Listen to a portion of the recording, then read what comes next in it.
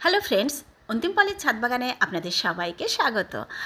আর এই যে স্নান করে একেবারে ফ্রেশ মাইন্ডে চলে এসেছি ছাদে। এখন তো বেশিরভাগ দিন স্নান পুজো সব কমপ্লিট করেই আসি, কিন্তু প্রত্যেক দিন আসা হয় না। আসলে যেদিন যেমন কাজ থাকে, যদি কোনো দিন দেখি অনেক কাজ করতে হবে, বেড রেডি করতে হবে, সে তো একেবারে ঘেমে চেমে একাকার হয়ে যাব সেদিন স্নান না করে আসি। আর যদি দেখি তেমন কিছু কাজ নেই, তাহলে তো স্নান করে আসতে কোনোই অসুবিধা নেই। আর থাম্বনেলের প্রসঙ্গে পরে আসছি, মানে ব্যালেন্স কি করে করবেন, মানে কিসের ব্যালেন্স তো সেটা দেখব চলুন। আর এদিকে দেখছি একটা কুমড়ো সমেত দারুণ ফুল ফুটেছে। আসলে এত সুন্দর সুন্দর কুমড়োর গুটি আসছে, মানে বড় বড় গুটি, দেখে মনে হচ্ছে প্রত্যেকটাই যেন কুমড়ো হবে। কিন্তু ওই যে ছিদ্রকারী পোকা কোথার থেকে আমার আগে ওরা দেখে নিচ্ছে আর এসে এই যে ছিদ্র করে দিয়ে চলে যাচ্ছে। আর কয়েকদিন পরেই হলুদ হয়ে পড়ে যাচ্ছে। তবে আজকেও সেরকম একটা ফুটেছে, একটুখানি করে দিলাম পলিনেশন। আর এদিকে দেখতে পাচ্ছেন কালকের এই যে এই দিকটা পরিষ্কার করে মাটি আমি ওইখানে রেখে গেছি। আর আজকে এই যে এই দিকটা তাকালেই যেন শান্তি লাগছে। এখন এই যে সবই নতুন পাতা, এখন আর খুব একটা পাতা ঝরার ঝামেলা তো হবে না। তো জায়গাটা বেশ পরিষ্কারই থাকবে এখন অনেক দিন। তো এটা এবার একটুখানি তৈরি করে সব গ্রো ব্যাগগুলোতে দিয়ে দিতে হবে। দেখা যাক কবে সেটা করতে পারি। আর এই যে আমরা এবারে প্রসঙ্গে চলুন একটু ঢুকি, মানে ব্যালেন্স কি করে করবেন। তো আসলে আমি এই যে বাগানের ব্যালেন্স করার কথা বলছি, কাজকর্মের। আপনারা দেখতে পেলেন কালকে কিন্তু আমি প্রচুর কাজ করেছি বাগানে। কালকে অনেকটা কাজ হয়েছে, অনেকটা সময় নিয়ে আমি মোটামুটি অনেকখানি জায়গা পরিষ্কার করেছি। তো এই যে একদিন যখন আমরা প্রচুর কাজ করি, পরের দিনটা আমি আপনাদেরও বলবো একদম রেস্ট নিয়ে নেবেন, মানে বাগানে তেমন কিছু আর কাজ রাখবেন না। কারণ দেখুন, ব্যালেন্স কিন্তু আমাদের সব জায়গায় করার দরকার আছে। এই যে আমরা যে ব্যালেন্স ডায়েট করি, ব্যালেন্স ডায়েট কিন্তু আমরা প্রত্যেকে করি। কিভাবে সেটা, যদি আপনাকে ধরুন প্রত্যেক দিন মাংস দেওয়া হয়, তাহলে কি প্রত্যেক দিন মাংস খেতে ভালো লাগবে?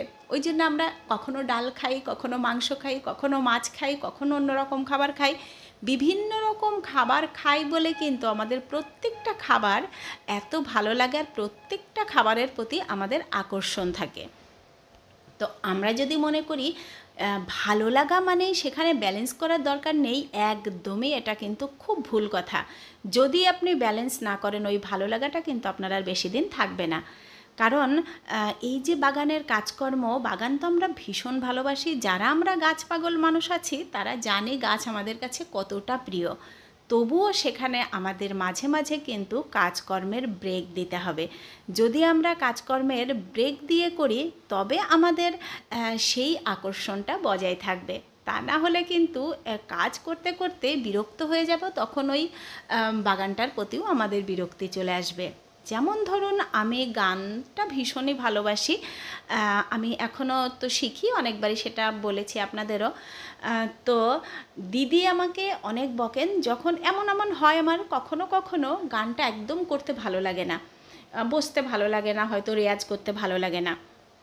তো তখন আমি কিছুদিন একটুখানি ব্রেক নিই। আমি কিন্তু দিদির কাছে গিয়ে ভীষণ বকা খাই কিন্তু আমি সেখানেও বলি, আপনি আমাকে যতই বলুন, এখন সেই ওইটা আমি আমার বেস্টটা এখন দিতে পারবো না। কারণ আমি যদি এখন জোর করে করে করি, কয়েকদিন পরে আমার আর এই গানটা করতেই ইচ্ছে হবে না। আমি সেজন্য আমার ভালো লাগার জায়গাগুলো কখনো নষ্ট করি না, সেখানে কিন্তু সব সময় ব্যালেন্স করি। ওই যে দেখি যেই কয়েকদিন আমি একটু টানা দিলাম, মানে করলাম না, কয়েকদিন পরেই কিন্তু ওটার ওপর আবার ভীষণভাবে আকর্ষণ জন্মায়, মানে আবার করতে ভালো লাগে একদম। এটা হচ্ছে 100%, মানে আমি নিজেকে দিয়ে যেটা ঠিক মনে করি। তো বাগানের কাজকর্মে যদি আমরা এরকম একটু ব্যালেন্স রেখে করতে পারি, তাহলে কিন্তু বাগানটার কাজ করার আকর্ষণও আমাদের থাকবে।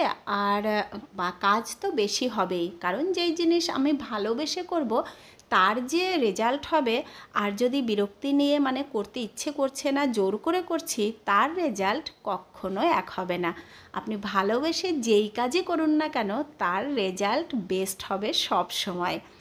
তো আপনারাও বাগানের কাজকর্ম সেরকমভাবেই করুন, একটু ব্যালেন্স করে করে। যদি দেখছেন করতে ইচ্ছে করছে না, একদম রিল্যাক্স মাইন্ডে ছেড়ে দিন। আর যদি মনে হচ্ছে করতে ভালো লাগছে তো করে নিন। এবার কখনো কখনো আমাদের জরুরি সময় চলে আসে যে এখন করতেই হবে, ভালো লাগছে না কিন্তু তবুও করতে হবে। তাহলে তো সেখানে আর কিছু বলার থাকে না, মানে তখন তো ওইটা করেই নিতে হয়। তো সেটা তো কখনো কখনো হয়, সেটা তো সব সময় হয় না। এই যে বাগান নিয়ে আমার অনেক বন্ধুদেরই অনেক রকমের প্রবলেম হচ্ছে। আমি বলবো সব বন্ধুদেরই যে কোনো প্রবলেম, শুধু বাগান নয়, যে কোনোই প্রবলেম একটুখানি স্পোর্টিংলি নেবেন। যেটার আগেও একদিন আমি একটা ভিডিও বানিয়েছিলাম আপনাদের জন্যে, যে সব কিছুকে স্পোর্টিংলি নিন, তাহলে কিন্তু দেখবেন আপনি রিল্যাক্স মাইন্ডে থাকতে পারবেন, কুল মাইন্ডে থাকতে পারবেন। তাতে আপনার মনও ভালো থাকবে, আর আপনার সমস্ত ক্রিয়েটিভিটি মানে যা আপনি করেন সে সব ভালো হবে।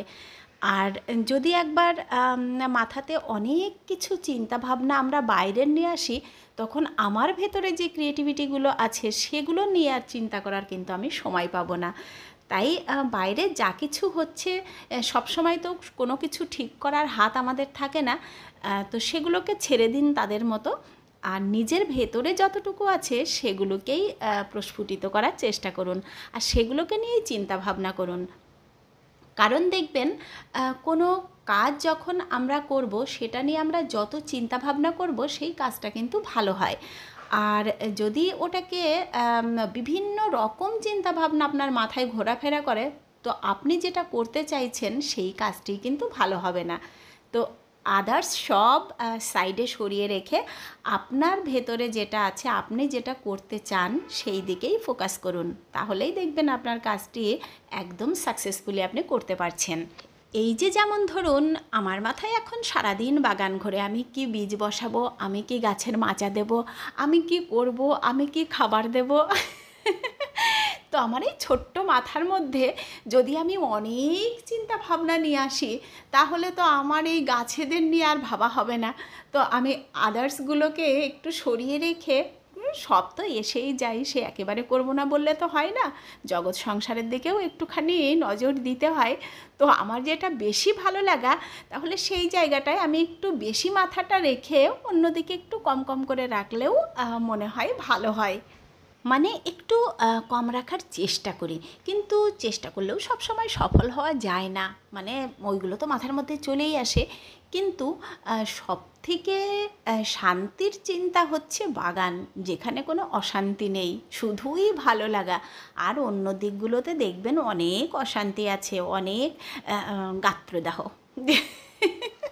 গাত্রদাহ তো আমাদের জীবনের একদম অঙ্গ। সেটা তো বিভিন্ন জায়গা থেকে বিভিন্ন সময়ে আমরা বিভিন্নভাবে নিয়ে আসি।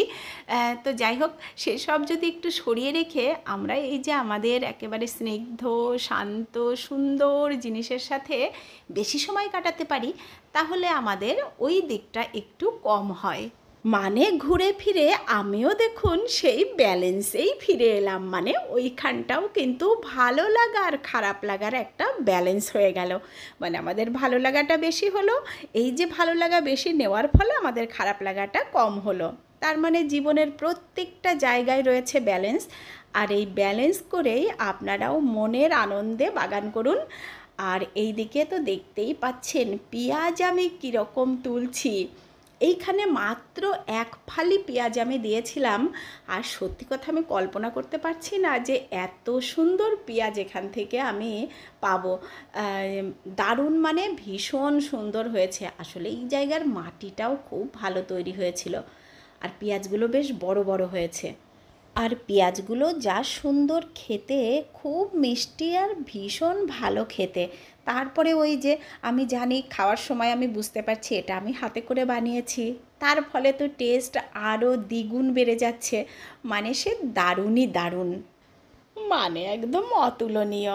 সত্যি সত্যি নিজের হাতে করে এই যে সবজির যা মজা জীবনে পেলাম না, এ মজার আর মনে হয় মানে কোনো তুলনা হবে না।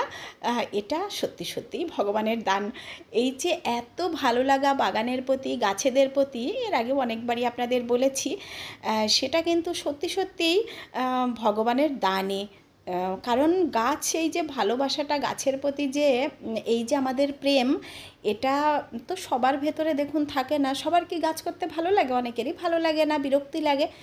তো আমাদের যে এত ভালো লাগে, আমরা যারা এই যে বাগান করি, এটা ভগবান আমাদের খুব মানে কৃপা করে আমাদেরকে দিয়েছেন এই ভালো লাগাটা। আর এদিকে তুলে নিচ্ছি আমি বেশ খানিকটা কুমড়ো শাক, আর কুমড়ো শাকটা আসলে রান্না করে নিয়ে যাব আমার গানের টিচার, এই যে দিদি, গানের দিদির জন্যে। গানের দিদিকে বলেছি যে কুমড়ো শাক খাওয়াবো, আর দিদি বলেছে বেশি করে বড়ি দিয়ে করে নিয়ে আসবি। আর আমিও তো বড়ি আলু দিয়ে ভীষণ ভালোবাসি। তো যাই হোক, খুব কচি কচি সুন্দর ডগায় যে কটা কেটে নিলাম, দেখুন কি ফ্রেশ ডগাগুলো, দেখেই খেতে ইচ্ছে করছে।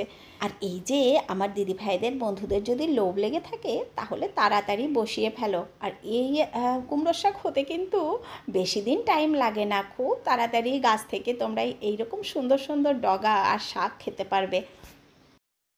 আর এদিকে দেখতে পাচ্ছেন আমার হারভেস্ট তো বেশ ভালোই হলো, অনেক কিছুই তুলে নিলাম।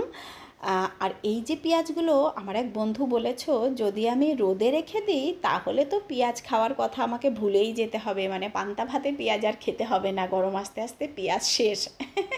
তো শুনেই কিন্তু আমি এই যে ছায়াতে সিঁড়ির নিচে এই যে একটা জায়গাতে রেখে দিয়েছি। তো এগুলো বেশ ভালোই আছে দেখছি। আর আজকে যেগুলো তুললাম সেগুলো ওর পাশে যে পেপার পেতে এখানেই রেখে দিলাম, পরে পরিষ্কার করে নেব, এখন আর সময় নেই পরিষ্কার করার। এই যা, আজকে তো আমি ট্রেটাই আনতে ভুলে গেছি, কি করে নেই বলুন তো সবজিগুলো। তো এই যে ব্যবস্থা তো একটা করে নিতেই হবে। পেপার কিন্তু আমি সব জায়গায় রেখে দিই, এই যে ছাদেও অনেকগুলো পেপার রেখে দিয়েছি, তো ওখান থেকেই একটা পেপার নিয়ে এসে পেপারের সাথেই চলুন নিয়ে নেই। আর আমিও চলে এসেছি ভিডিওটির একদম শেষ পর্যায়ে। এতক্ষণ যারা দেখলেন তাদেরকে অসংখ্য ধন্যবাদ। ভালো লাগলে লাইক কমেন্ট শেয়ার করবেন। আর যারা আজকে আমার একদম নতুন বন্ধুরা আছেন, তাদের ভালো লাগলে চ্যানেলটিকে সাবস্ক্রাইব করে নেবেন। তো আপনারা সবাই খুব ভালো থাকবেন, দেখা হবে আবার নেক্সট ভিডিওতে। তো আজকের মতো টাটা।